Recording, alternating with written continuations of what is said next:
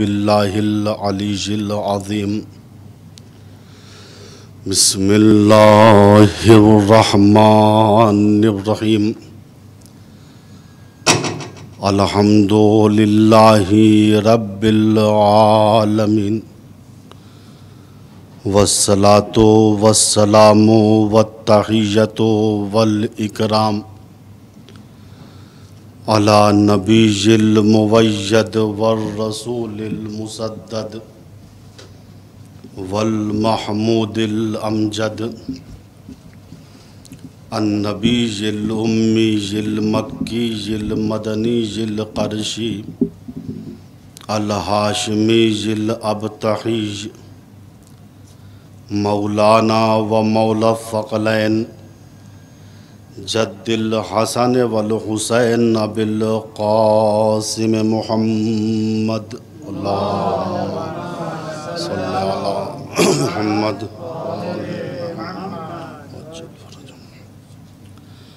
ثم الصلاة علی آلہ الطیبین الطاہرین المعصومین المظلومین من الآن الى قیام یوم الدین اما بعد فقط قال اللہ الحکیم بسم اللہ الرحمن الرحیم ومن آیاتہ منامکم باللیل والنہار وابتغاؤکم من فضلہ ان فی ذالک لآیات لقوم یسمعون صلوات محمد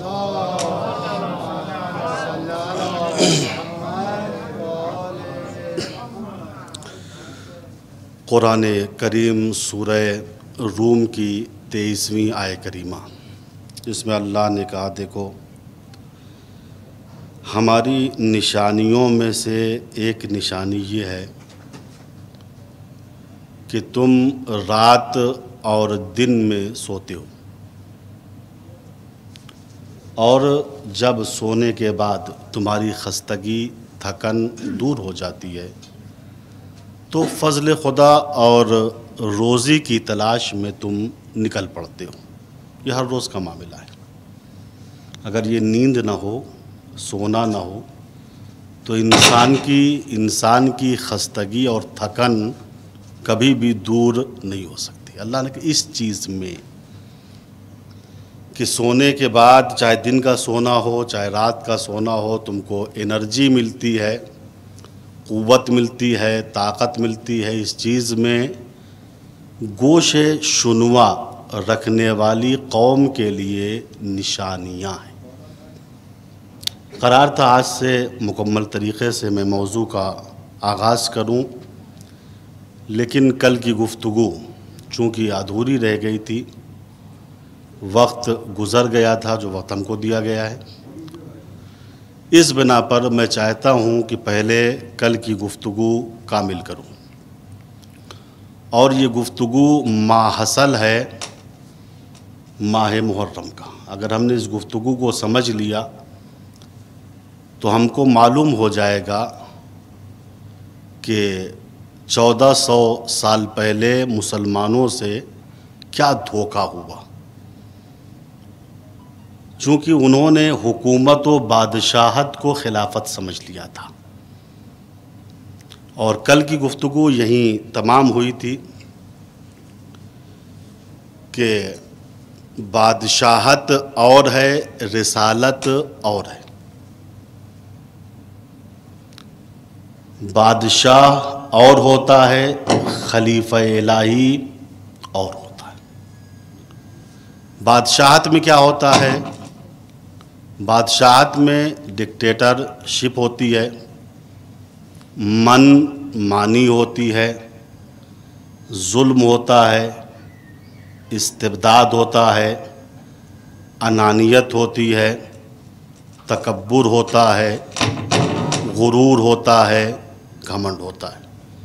لہٰذا بادشاہت کا نتیجہ جہنم ہے 100%۔ لیکن جہاں رسالت ہوتی ہے، ولایت ہوتی ہے، سچی خلافت ہوتی ہے رسول کی، وہاں پبلک اور حاکم کے درمیان ایک روحانی اور دلی رابطہ ہوتا ہے۔ جہاں ولایت و خلافت حقیقی ہوتی ہے، وہاں ولی خدا خود بھوکا رہ سکتا ہے لیکن پبلک کی بھوک نہیں دیکھ سکتا۔ ولی خدا خود بھوکا رہ سکتا ہے، دوسروں کی بھوک نہیں دیکھ سکتا۔ ولی خدا کا رابطہ عوام سے ایسا ہوتا ہے کہ وہ سب کچھ اپنی عوام اور پبلک کو بچانے کے لیے سب کچھ ولی خدا قربان کر دیتا۔ اسی لیے جو سچے ولی اللہ کے ماننے والے ہوتے ہیں وہ بھی اس کی راہ میں نہ جان کی پرواہ کرتے ہیں، نہ مال کی پرواہ کرتے ہیں، نہ آبرو کی پرواہ کرتے ہیں۔ وہ جسے جمہور مسلمین خلافت رسول سمجھ رہے ہیں، وہ اصل میں خلافت رسول نہیں بلکہ ایک قسم کی حکومت تھی۔ چونکہ حکومت میں یہ ہوتا ہے کہ پبلک حاکم کو چنتی ہے، لیکن جہاں رسالت ہوتی ہے، ولایت ہوتی ہے، امامت ہوتی ہے، سچی خلافت ہوتی ہے، اس میں پبلک کا چناؤ معنی نہیں رکھتا ہے۔ بھیا حکومت چھن جاتی ہے لیکن امامت نہیں چھنتی، سرداری جنت نہیں چھنتی۔ پبلک وہی چیز چھین سکتی ہے جو اس نے دیا ہے، صحیح، وہ چیز چھین سکتی ہے جو اس نے دیا ہے، لیکن جس چیز کو خدا نے عطا کیا ہے اس کو پبلک نہیں چھین سکتی۔ یہی فرق ہے خلافت اور حکومت کا۔ اسی لیے اللہ کے پیغمبر حضرت محمد مصطفیٰ صلی اللہ علیہ وسلم آپ ارشاد فرماتے ہیں کہ اِنَّا اشنع الکلام عندی الملک والملوک۔ دیکھو بہترین، دیکھو بدترین لفظ، بدترین کلمہ، بدترین واجہ، بدترین کلام میرے نزدیک، یہ رسول کہہ رہے ہیں، میرے نزدیک یہ ہے کہ لوگ مجھ کو بادشاہ کہیں، یا خود بادشاہت کا لفظ میرے نزدیک بدترین لفظ ہے، چونکہ یہ بادشاہت جز خدا کے کسی کو زیب نہیں دیتی ہے۔ قل اللہم مالک الملک، ہم سے کہلایا کہ کہو، تم کہو، سب مسلمان کہیں اللہم، یا اللہ، کون سا اللہ؟ مالک الملک، جو مالک ہے، حاکم ہے ملکوں کا، صاحب سلطنت ہے۔ تو اصل میں کلمہ بادشاہ زیب دیتا ہے کس کو؟ اللہ تعالیٰ کی ذات کو۔ لہذا رسول نے فرمایا بدترین لفظ میرے نزدیک یہ ہے کہ لوگ مجھ کو یا کسی کو بادشاہ کہیں۔ میں رسول ہوں، بادشاہ نہیں ہوں۔ رسالت الگ چیز ہے، حکومت الگ چیز ہے۔ بعض مسلمان رسول کے زمانے میں بھی اس بات کو نہیں سمجھ پائے۔ یہ تاریخ ہے، رسول اسلام مسجد میں حصیر کے اوپر، چٹائی کے اوپر لیٹے ہوئے تھے۔ رسول کے ایک صحابی عمر ابن خطاب آپ سے ملاقات کی غرض سے آئے۔ رسول اٹھ کر بیٹھے، کیا بات ہے؟ انہوں نے رسول کے جسم کو دیکھنا شروع کر دیا۔ بہت دیر تک جسم رسول کو دیکھ رہے تھے۔ رسول نے کہا کیا دیکھ رہے ہو، کیا بات ہے؟ کہا یا رسول اللہ، میں یہ دیکھ رہا ہوں کہ آپ کے جسم پر حصیر کے نشانات پڑے ہوئے ہیں اور میرے اوپر بہت شاخ ہے یا رسول اللہ۔ کہ قیصر و کسرا کے بادشاہ، روم و فارس کے بادشاہ، وہ حریر و دیبا کے گدوں پہ لیٹے، اور اللہ کا رسول جو کائنات کا بادشاہ ہے وہ حصیر کے اوپر لیٹے۔ یا رسول اللہ مجھے اجازت دے دیجئے، میں آپ کے لیے مخملی گدے کا انتظام کر دوں۔ یا رسول اللہ بوریے پہ اور چٹائی پہ آج کے بعد مت لیٹیے گا، میں خود آپ کے لیے مخملی گدے کا انتظام کروں گا۔ اتنا سننا تھا، رسول غیظ کے عالم میں آ گئے، پیشانی رسالت پہ بل پڑ گئے، اور عمر کی آنکھوں میں آنکھیں ڈال کے حضور نے کہا، ابن خطاب میں رسول ہوں، بادشاہ نہیں ہوں۔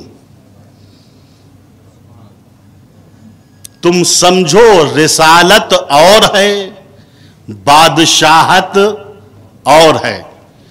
بادشاہ لوگوں کا محتاج رہتا ہے، چاہے وہ تخت سلطنت پہ بیٹھ جائے، نرم اور نازک گدوں پہ آرام کرے، لیکن وہ محتاج کا محتاج رہتا ہے۔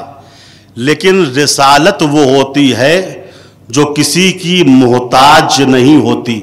اللہ کا رسول اگر اشارہ کرتا ہے تو ڈوبا ہوا سورج پلٹ آتا ہے، اگر اشارہ کرتا ہے تو چاند محبت بھرا سینہ چاک کر دیتا ہے۔ ایک صلوات پڑھے بر محمد۔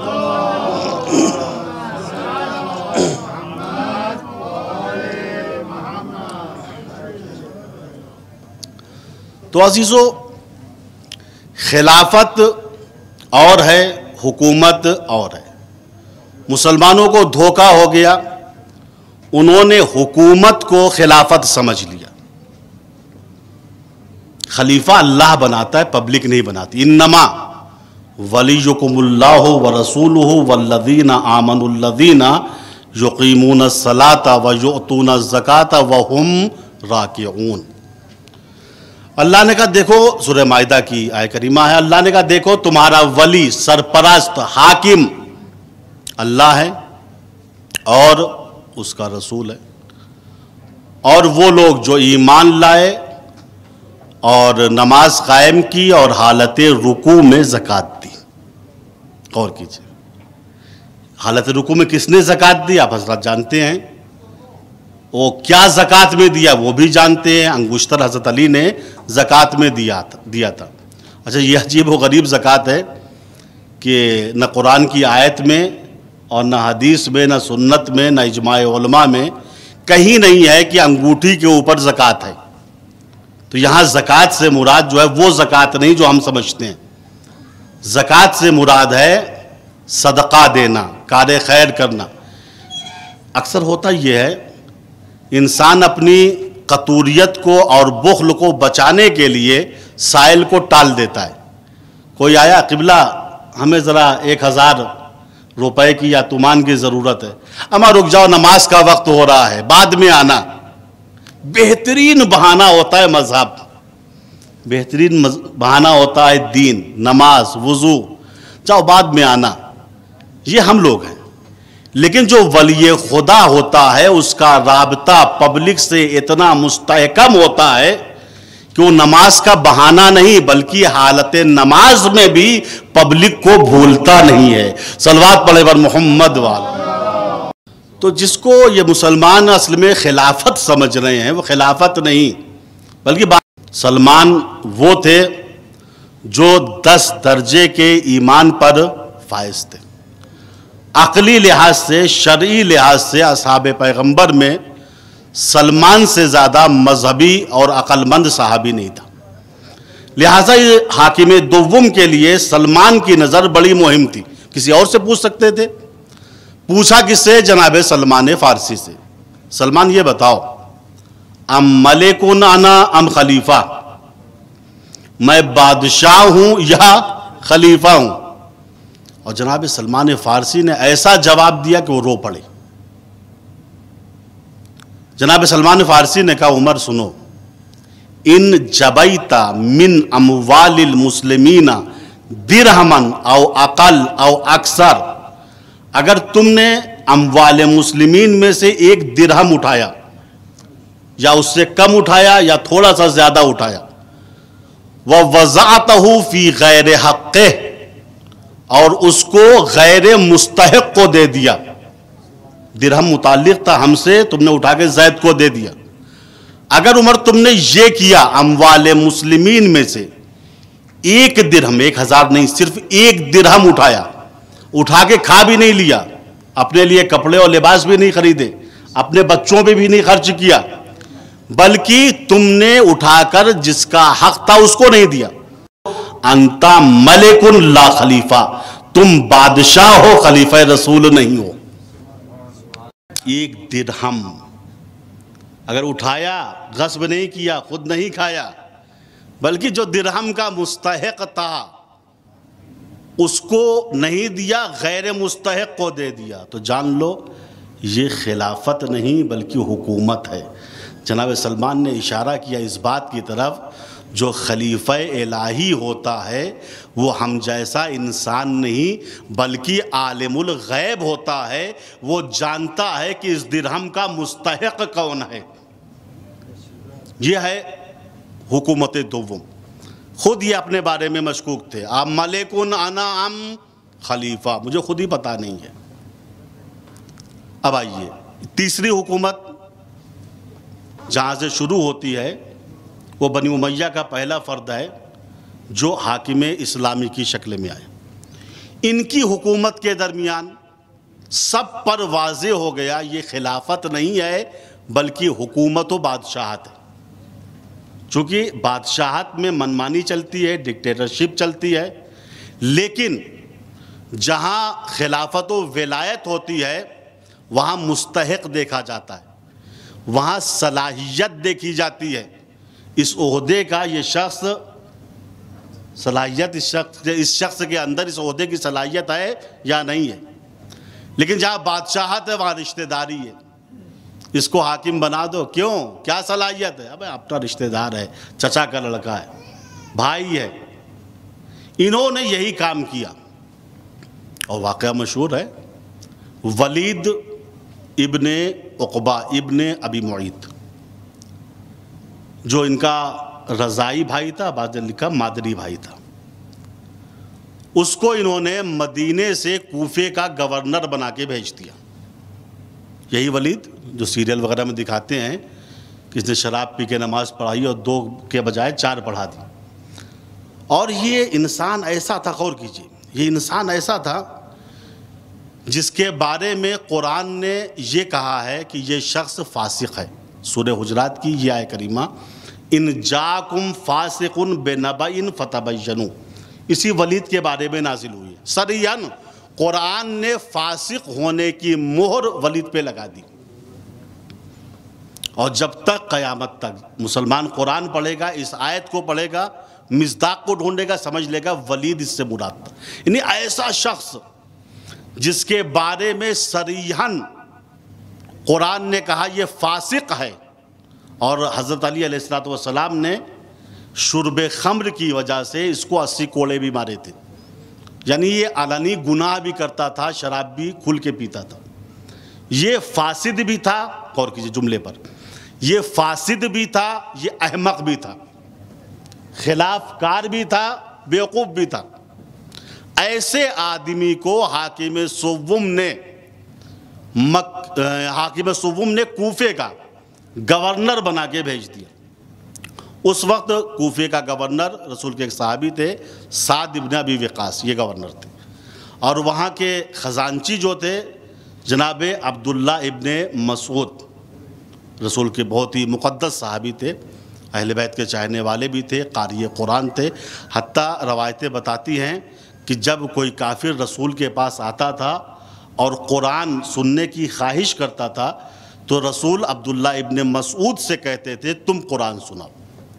ان کی آواز میں ایک کشش تھی۔ یہ وفادار پیغمبر کے اصحاب میں سے۔ خزانچی کون تھے؟ جناب عبداللہ ابن مسعود۔ سعد ابن ابی وقاص یہ حاکم تھا، گورنر تھا، اس کو ہٹا کے حاکم سوم نے ولید بن عقبہ کو، جو ان کا مادری بھائی تھا، اس کو گورنری کا لیٹر دے کے بھیج دیا کوفہ، اور یہ اپنا لاؤ لشکر لے کے کوفے میں داخل ہوئے۔ جو سچے مسلمان تھے، قرآن کے معنی سمجھتے تھے، انہوں نے دیکھتے ہی پہچان لیا یہ وہی فاسق ہے جس کے بارے میں قرآن نے یہ جملہ استعمال کیا ہے، اگر فاسق کوئی خبر لائے تو اس کی تحقیق کرو۔ اس کا ایک واقعہ بہرحال وقت نہیں ہے کہ تفصیل کے ساتھ بیان کروں۔ بہرحال یہ آدمی فاسد بھی تھا، خطا کار بھی تھا، احمق بھی تھا، بیوقوف بھی تھا۔ ایسے آدمی کو حاکم سوم نے کوفے کا گورنر بنا کے بھیج دیا۔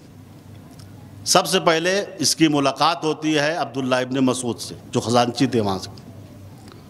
انہوں نے دیکھا کہ یہ گورنر بن کے آیا ہے، ہاتھ میں نامہ بھی اس کے ہے۔ انہیں بڑا تعجب ہوا، کہا ولید یہ بتاؤ، جملہ دیکھیے، ولید یہ بتاؤ، افسد الناس ام صلحت، تم گورنر بن گئے ہو، تم نماز بھی پڑھاؤ گے، نماز جماعت کے علاوہ امام جمعہ بھی رہو گے، یہ بتاؤ جب ہم مدینے سے نکلے تھے اور کوفے آئے تھے اس وقت تم فاسد انسان تھے، بدترین انسان تھے مدینے کے، یہ بتاؤ ہمارے نکلنے کے بعد تم سدھر گئے ہو، ٹھیک ہو گئے ہو، ام فسد الناس، یا لوگ اتنے فاسد ہو گئے ہیں کہ تجھ جیسے کو یہ حاکم بنانے کے لیے تیار ہو گئے۔ بولے چپ رہا، کوئی جواب نہیں دیا۔ عبداللہ ابن مسعود نے کہا میں سمجھ گیا، تم تو نہیں سدھرے ہوگے، چونکہ قرآن نے تمہارے اوپر مہر لگا دی ہے۔ ہاں یہ میں سمجھ گیا ہوں تم نہیں سدھرے، لیکن پبلک خراب ہو گئی ہے کہ تم جیسے انسان کو گورنر کی شکل میں دیکھنا چاہ رہی۔ اب یہ اور آگے بڑھے، جو پہلا گورنر تھا سعد ابن ابی وقاص، اس سے ملاقات ہوئی، اس کو لیٹر دکھایا، آپ معزول ہیں، آج کے بعد سے میں گورنر ہوں۔ تو سعد ابن وقاص کو بھی بڑا تعجب ہوا۔ انہوں نے بھی ایک جملہ کہا جو تاریخ ابن اسیر میں موجود ہے۔ انہوں نے کہا کہ ولید تو ایک بیوقوف انسان ہے، تو ایک احمق انسان ہے، یہ بتا تجھ جیسے کو حاکم کیسے بنا دیا گیا، گورنر کا نامہ تجھے کیسے دے دیا گیا۔ یہ تاریخ کے جملے ہیں کہ کستا ام حمقنا، تو عقل مند بن گیا ہے یا ہم بیوقوف ہو گئے ہیں۔ اب ولید نے زبان کھولی، کہا سعد ابن ابی وقاص سنو، نہ میں عقل مند بنا ہوں نہ تم بیوقوف ہوئے ہو، انما ہوا بالملک، یہ مسئلہ حکومت کا ہے، اور حکومت میں ایسا ہی ہوتا ہے، وہاں رشتہ داریاں دیکھی جاتی ہے، صلاحیتیں نہیں دیکھی جاتی۔ بات واضح ہوگی، ولید نے اقرار کر لیا، میں جو آیا ہوں صلاحیت کی بنا پہ نہیں، رشتہ داری کی بنا پر۔ یہاں سعد ابن ابی وقاص نے کہا قد جعلتموہا ملوکا، میں سمجھ گیا کہ تم نے خلافت رسول کو بادشاہت بنا لیا ہے۔ ایک صلوات پڑھے پر محمد۔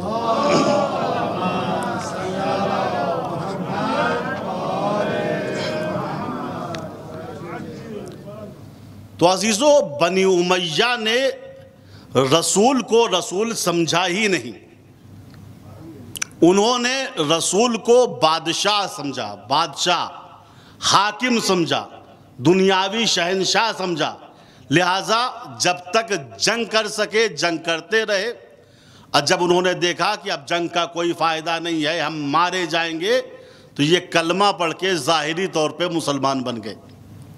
لیکن ان کا عقیدہ اور باطنی عقیدہ یہی تھا شروع سے آخر تک کہ یہ پیغمبر رسول نہیں بلکہ بادشاہ ہیں، اور یہیں سے مومن اور منافق کا فرق نظر آتا ہے۔ مومن پیغمبر کو رسول سمجھتا ہے، منافق رسول کو بادشاہ سمجھ کے سر جھکاتا ہے۔ اور یہ بنی امیہ کا جو سردار تھا ابو سفیان، اس کے مسلمان ہونے کے قصے میں بھی یہ بات واضح ہے کہ اس نے بھی رسول کو بادشاہ ہی سمجھا تھا، رسول نہیں سمجھا تھا۔ بھائی جنگ بدر میں ابو سفیان آیا تھا جنگ کرنے کے لیے، رسول سے شکست کھائی۔ جنگ احد میں آیا، جنگ احزاب جسے جنگ خندق کہتے ہیں، 10,000 کا لشکر لے کے آیا، شکست کھا گیا۔ لیکن جب 8 ہجری میں فتح مکہ ہوا اور رسول ایک لشکر کثیر لے کر فتح مکہ کے لیے گئے اور لاشعوری طور پر ابو سفیان گرفتار ہو گیا، مسلمانوں کی زد میں آ گیا، اور اس کو لے کے رسول کے پاس اصحاب رسول آئے۔ رسول نے کہا اسے مہلت دے دو سوچنے اور سمجھنے کی، اور رسول نے ابو سفیان کو اپنے چچا عباس ابن عبد المطلب کے حوالے کر دیا، کہا یہ آج کی رات آپ کے پاس ہوگا۔ اب یہ تاریخ کہتی ہے کہ رات کی تاریکی میں ابو سفیان رسول کے بارے میں عباس سے پوچھتا رہا، تو تم کہ آپ جو ہے بہت دنوں سے ان کے ساتھ ہیں، ان کا کردار کیا ہے، ان کا اخلاق کیا ہے، ان کی تعلیمات کیا ہیں۔ حضرت عباس ابن عبد المطلب اسے بتاتے رہے، اس کے پلے کچھ بھی نہیں پڑ رہا تھا۔ عباس ابن عبد المطلب نے اس کو مسلمان کرنے کی ایک ترکیب سوچی کہ اس کے دل میں وحشت بٹھا لی جائے یا اس کو لالچ دیا جائے تبھی یہ مسلمان ہوگا۔ جب رات تاریک ہو گئی، اصحاب کے خیمے لگ گئے، تقریباً 10,000 کا لشکر تھا، تو عباس ابن عبد المطلب رات کی تاریکی میں ابو سفیان کو ایک پہاڑی پہ لے کے گئے اور وہاں سے کہا ذرا پیغمبر کے لشکر کی طرف نگاہ کر۔ ابو سفیان وہ تھا جس کی پوری عمر میدان جنگ میں گزری تھی۔ اس نے ایک مرتبہ اپنی تجربے کار نظروں سے لشکر کا معائنہ کیا، دیکھا 2-3 میل میں خیمہ ہی خیمہ نظر آ رہا ہے۔ وہ سمجھ گیا اب ہم پیغمبر کا مقابلہ نہیں کر سکتے، تو ایک مرتبہ جھلا کے یہ کہتا ہے اے عباس ابن عبد المطلب، تمہارے بھتیجے محمد نے بہت بڑی حکومت بنا لی، وہ بہت بڑے بادشاہ بن گئے، ان کے پاس اتنا بڑا لشکر آ گیا۔ عباس ابن عبد المطلب نے کوہنی مار کے کہا بدبخت، یہ بادشاہت نہیں بلکہ رسالت ہے۔ محمد و آل محمد صلوات اللہم صلی علی محمد و آل محمد۔ بہرحال اس کے لیے مہم نہیں تھا یہ رسالت ہے یا بادشاہت ہے، اس کی جان بچنا اس کے لیے اہم تھی۔ وہ صبح ہوتے ہوتے لا الہ الا اللہ محمد الرسول اللہ کہتے ہوئے رسول کے پاس آ گئے، لیکن حقیقت میں اس نے بھی رسول کو رسول نہیں مانا بلکہ بادشاہ مانا۔ اور جب اس کے بیٹے معاویہ کی حکومت آئی جو حاکم شام کے عنوان سے مشہور ہے، حقیقت میں انہوں نے بھی رسول کو رسول نہیں مانا، بادشاہی مانا ہے۔ اسی لیے زیارت عاشور وغیرہ میں پڑھتے ہیں لعن اللہ علی بنی امیہ قاتبہ، اللہ تمام کے تمام بنی امیہ کے افراد پہ لعنت کرے، چونکہ وہ صحیح معنی میں مسلمان ہوئے ہی نہیں تھے۔ اور اس کو جلال الدین سیوطی نے بھی لکھا ہے کہ منافقین کے زمرے میں اللہ نے اس بنی امیہ کے شجرے کو شجرہ ملعونہ کہا ہے، یعنی پورا شجرہ ان کا ملعون ہے اور لعنتی ہے۔ اور اس روایت کو صاحب مروج الذہب مسعودی جو سنت والجماعت کے بہت بڑے عالم دین ہیں، مورخ ہیں، انہوں نے لکھا کہ مغیرہ کا بیٹا مطرف کہتا ہے، مغیرہ ابن شعبہ مشہور شخصیت ہے، پر اس کا اعمال و کردار اپنی جگہ، لیکن اس وقت جو ہماری گفتگو ہو رہی ہے کہ مغیرہ نے بھی اعتراف کیا کہ حاکم شام کا عقیدہ یہ ہے کہ رسول بادشاہ تھے، نبی نہیں تھے۔ غور کیجئے، عرب کے اس زمانے میں 3 مشہور عقل مند تھے، یعنی شیطانی سیاست والے۔ ایک مغیرہ ابن شعبہ تھا، ایک عمر ابن عاص تھا، ایک معاویہ تھا۔ ان کے بارے میں تاریخ کہتی ہے کہ یہ مشہور 3 عقل مند عرب کے ہیں۔ تو مغیرہ ابن شعبہ کا شمار عرب کے عقلاء میں سے ہوتا تھا۔ یہ حاکم شام کی طرف سے کوفے کا گورنر بھی تھا، اپنے بیٹے مطرف کے ساتھ شام گیا ہوا تھا تاکہ حاکم شام معاویہ سے قریب بیٹھ کے گفتگو کرے، کچھ دن اس کے ساتھ گزارے۔ بہرحال گورنر تھا یہ۔ مغیرہ کا بیٹا مطرف کہتا ہے کہ میرے ابا جان ہر روز رات میں معاویہ کی بزم میں جاتے تھے، اس کی گفتگو کو سنتے تھے، اور جب گھر لوٹ کے آتے تھے تو معاویہ کی بڑی تعریف کرتے تھے، بہت عقل مند ہے، بہت زیرک ہے، بہت ہوشیار ہے، بہت سمجھدار ہے۔ یہ روز کا معمول تھا۔ اور مطرف کہتا ہے کہ ہم ابا جان کی گفتگو سنا کرتے تھے اور حاکم شام کی محبت ہمارے دل میں اتر رہی تھی۔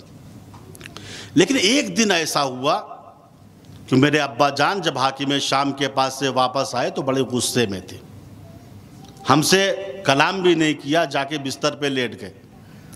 پہلے ہم نے سمجھا شاید ہم سے کوئی غلطی ہو گئی ہے، خطا ہو گئی ہے، چلے معذرت کر لیں ابا جان سے۔ لیکن جب گئے ابا جان کے پاس، دیکھا نہیں ہم سے بولنے کا لہجہ اچھا ہے، تو ہم نے کہا بابا جان کیا بات ہے؟ روز تو جب آپ لوٹ کے آتے تھے دربار معاویہ سے تو اس کی تعریف کرتے تھے، اس کی مدح کرتے تھے، اس کی زیرکی، اس کی ہوشیاری بیان کرتے تھے، آج پجمردہ ہیں، ناراحت ہیں، ناراض ہیں، اس کی وجہ کیا ہے؟ سبب کیا ہے؟ مغیرہ نے کہا بیٹا میں دنیا کے بدترین شخص کے پاس سے آ رہا ہوں۔ کہا بابا یہ آپ کہہ رہے ہیں؟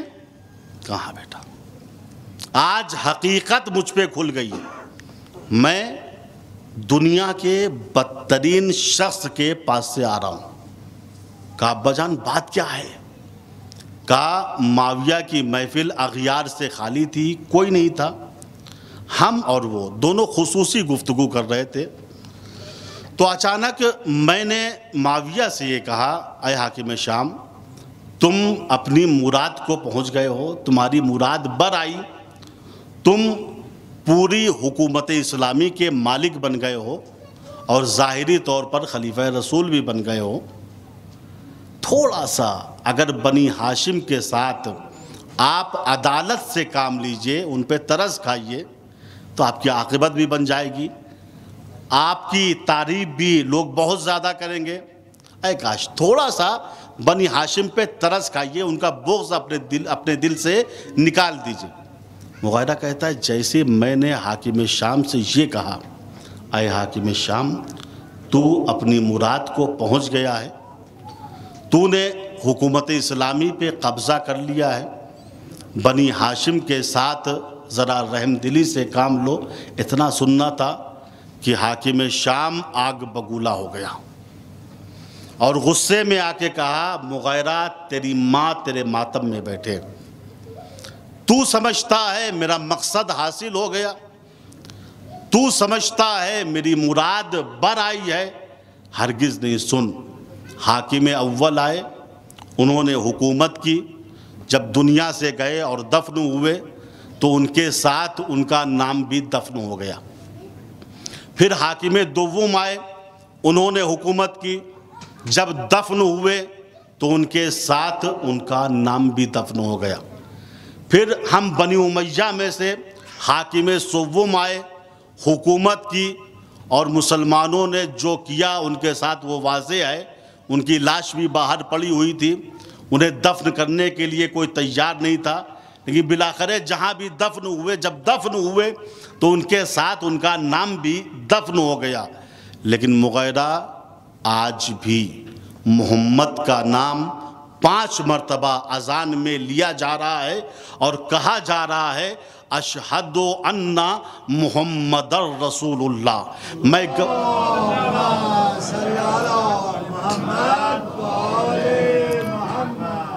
آج بھی 5 مرتبہ، سب دفن ہو گئے لیکن نام محمد کے ساتھ دفن نہیں ہوا، اور تو یہ سمجھتا ہے کہ میں اپنے مقصد میں کامیاب ہو گیا۔ یاد رکھ، جب تک میں نام محمد کو دفن نہیں کر لوں گا مجھے سکون نہیں ملے گا۔ میں کہوں گا معاویہ یاد رکھنا، قرآن نے رسول سے وعدہ کیا ہے وَرَفَعْنَا لَكَ ذِكْرَكَ، اے حضور پاک ہم نے آپ کے ذکر کو بلند کیا ہے، جس کے ذکر کو اللہ نے بلند کیا ہے اسے تو اور تجھ جیسے افراد دفن نہیں کر سکتے۔ بر محمد و آل محمد صلوات.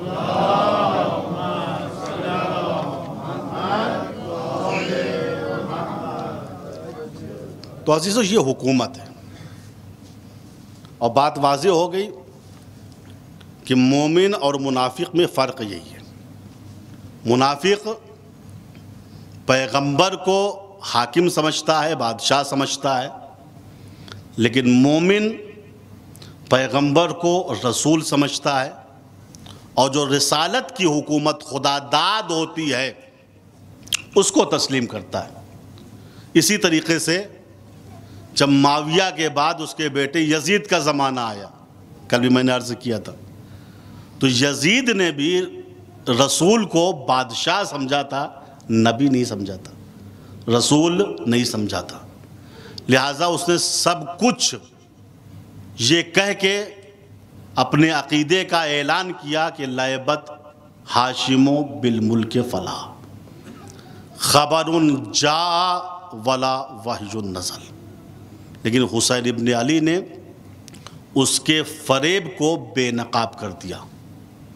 جس جھوٹ پر بنے تھے حکومت کے بامدار، سازش جو کی گئی تھی خلافت کے نام پر، اسلام جس فریب کو کہتے تھے بدگوہر، بیکار کر دیا اسے پیاسوں نے دے کے سر. ہر داغ مٹ کے رہ گیا باطل کے رنگ کا، لمحوں نے فیصلہ کیا صدیوں کی جنگ کا. حسین ابن علی 28 رجب سن 60 ہجری کو پیارا وطن مدینہ چھوڑنے کے لیے آمادہ بسفر ہو گئے. کیوں؟ رسول کو بچانا ہے. رسول کی سچی معرفت لوگوں کے دلوں میں اتارنا ہے. علماء فرماتے ہیں کہ شب 28 رجب میں زہرا کا لال 3 قبروں پہ گیا ہے. نانا کی قبر، بھائی حسن کی قبر اور اپنی ماں کی قبر. لیکن حسین کے جانے کا انداز الگ الگ تھا. حسین ابن علی جب نانا کی مرقد پہ پہنچے ہیں تو اس طریقے سے گئے ہیں جس طریقے سے کوئی چھوٹا اپنے بڑے کے پاس جاتا ہے. حسین ابن علی جب بھائی حسن کی قبر پہ گئے ہیں تو اس طریقے سے گئے ہیں جس طریقے سے ایک شہنشاہ دوسرے شہنشاہ سے ملاقات کے لیے جاتا ہے. لیکن رات کی تاریکی میں زہرا کا لال جب ماں کی لحد کی طرف جا رہا تھا تو اس طریقے سے جا رہا تھا جس طریقے سے کوئی بچہ اپنی ماں کی گود دیکھ کر دوڑتا ہے. رات کی تاریکی میں دوڑتے ہوئے حسین ابن علی ماں کی مرقد پہ آئے، مرقد سے لپٹ گئے. اماں آپ کا حسین مدینہ چھوڑ رہا ہے. اماں آپ کی قبر پہ اب چراغاں کون کرے گا؟ اماں وہ حسین آپ کی قبر پہ اس وقت آیا ہے جس کو آپ نے چکیاں پیس پیس کے پالا تھا. بہت دیر تک حسین ابن علی ماں کی قبر سے لپٹے ہوئے گریا کر رہے تھے، اور جب بہت دیر تک رو چکے تو حسین کو احساس فریضہ ہوا. زہرا کا لال ماں کی لحد سے اٹھا، چند قدم چلا. ماں کی محبت نے ایک مرتبہ پھر حسین کے دامن کو کھینچا. حسین مڑے، آواز دی، السلام علیک یا اماں. مادر گرامی آخری سلام قبول کر لیجئے. عجب نہیں قبر سیدہ لرزی اور آواز آئی، وعلیک السلام یا غریب الام، وعلیک السلام یا شہید الام. بیٹا تم یہ سمجھتے ہو کہ مدینہ چھوڑ کے چلے جاؤ گے تو یہ ماں مرقد میں آرام کرے گی؟ بیٹا ایسا نہیں ہے. اگر میں قافلے کے ساتھ نہ جاؤں گی تو پشتے زندان پہ تم کو روئے گا کون؟ اگر راہ کوفہ و شام میں سکینہ ناقے سے گر جائے گی تو اس کو دلاسا کون دے گا؟ اجرکم اللہ. قافلہ آمادہ بسفر ہو رہا ہے. 28 رجب ہے. صاحب مالیو سبتین لکھتے ہیں راوی عبداللہ ابن سنان کہتا ہے کہ میں 28 رجب سن 60 ہجری کو صبح سویرے مدینے کے اندر وارد ہوا۔ جب میں مدینے میں وارد ہوتا تھا تو مدینے میں خوشحالی دیکھتا تھا، چاروں طرف ہمیں مسکراتے ہوئے افراد نظر آتے تھے، ایک عجیب سی رونق ہوتی تھی۔ لیکن جب صبح سویرے 28 رجب کو میں مدینے میں داخل ہوا تو میں نے عجیب منظر دیکھا کہ در و دیوار سے رونے کی صدائیں آ رہی ہیں، لوگوں کے چہرے اداس ہیں۔ میں نے ایک شخص سے پوچھا، بھائی یہ بتا خبر خیر تو ہے؟ کہا کیا پوچھتا ہے، زہرا کا لال مدینہ چھوڑ کے جا رہا ہے، مدینہ ویران ہو رہا ہے، رسول زادیاں گریہ کر رہی ہیں، تو کہہ رہا ہے خبر خیر تو ہے۔ راوی کہتا ہے میرے دل میں یہ تمنا پیدا ہوئی، چلو دیکھتے ہیں حسین کی سواری کا انداز کیا ہے، حسین کا قافلہ کس شان سے آمادہ بسفر ہو رہا ہے۔ راوی کہتا ہے کہ میں محلہ بنی ہاشم کے قریب آیا، میں نے دیکھا محمل ہے، عماری ہے، پردے کا معقول انتظام ہے، عباس ہیں، علی اکبر ہیں، قاسم ہیں، اون و محمد ہے۔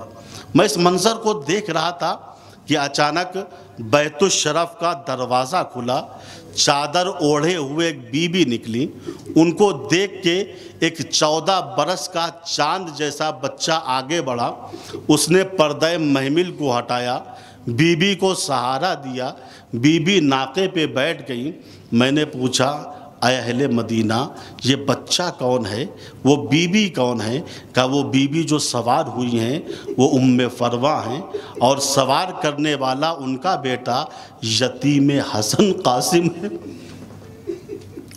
راوی کہتا ہے پھر ایک مرتبہ بیت الشرف کا دروازہ کھلا، چادر اوڑھے ہوئے ایک بی بی اور نکلی، ان کو دیکھ کے ایک جوان آگے بڑھا جو ہو بہو پیغمبر نظر آ رہا تھا، اس نے پردہ محمل کو ہٹایا، بی بی کو سہارا دیا، بی بی ناقے پہ سوار ہو گئیں۔ میں نے کہا اہل مدینہ یہ جوان کون ہے، وہ بی بی کون ہے؟ کہا وہ بی بی ام لیلہ اس جوان کی ماں ہیں، اور یہ جوان ہم شکل پیغمبر علی اکبر ہے۔ راوی کہتا ہے منزل سخت سے سخت آتی رہی، بیبیاں آتی رہیں، سوار ہوتی رہیں، ام فروہ سوار ہو چکی، ام لیلہ سوار ہو چکی، رباب سوار ہو چکی۔ اچانک پھر ایک مرتبہ بیت الشرف کا دروازہ کھلا، چادر اوڑھے ہوئے ایک بی بی نکلی، ان کو دیکھ کے عباس ابن علی تعظیم کے لیے کھڑے ہو گئے۔ علی اکبر آگے بڑھے، پردہ محمل کو ہٹایا، بی بی کو سوار کیا۔ ایک مرتبہ راوی کہتا ہے میں نے پوچھا اہل مدینہ یہ بی بی کون تھی جن کے احترام کے لیے عباس ابن علی کھڑے ہوئے، جن کو عباس نے سہارا دیا، علی اکبر نے سہارا دیا؟ کہا یہ علی کی چھوٹی بیٹی ام کلثوم ہے۔ بس عزادارو چند جملے مصائب کے التماس دعا۔ راوی کہتا ہے ابھی تک حسین کرسی پر بیٹھے ہوئے حالات کا جائزہ لے رہے تھے کہ اچانک فضا میں ایک آواز گونجی، اے اہل مدینہ اپنی نظروں کو جھکا لو۔ پھر بیت الشرف کا دروازہ کھلا، ایک بی بی ایسی جلالت کے عالم میں ظاہر ہوئیں کہ ان کو دیکھ کے حسین ابن علی تعظیم کے لیے کھڑے ہو گئے۔ علی اکبر نے پردہ محمل کو سوارا، اون و محمد نے پردہ محمل کو ہٹایا، ایک بازو عباس نے پکڑا، ایک بازو حسین نے پکڑا، اس شان سے بی بی کو سوار کیا۔ راوی کہتا ہے میں نے رو کے پوچھا اے اہل مدینہ یہ کون بی بی ہیں جن کے احترام کے لیے حسین ابن علی کھڑے ہو گئے؟ کہا پہچانتا نہیں، یہ علی کی بڑی بیٹی زینب ہے۔ ہاں آزادہ رو جس زینب نے اپنے پردے کا یہ اہتمام دیکھا تھا، عباس کے سوار کرنے کا یہ انتظام دیکھا تھا۔ جب 11ویں محرم آئی، شمر ملون بے کجاوے اونٹ لے کے سیدانیوں کے پاس آیا، زینب سے کہا زینب اس بے کجاوا اونٹ پہ سوار ہو جاؤ۔ ثانیہ زہرا نے فرات کا رخ کیا، اے میرے غیرت دار بھائی عباس، بڑی شان سے مدینے سے لے کے آئے تھے، بھائیا دیکھو بہن کربلا سے کس طریقے سے جا رہی ہے۔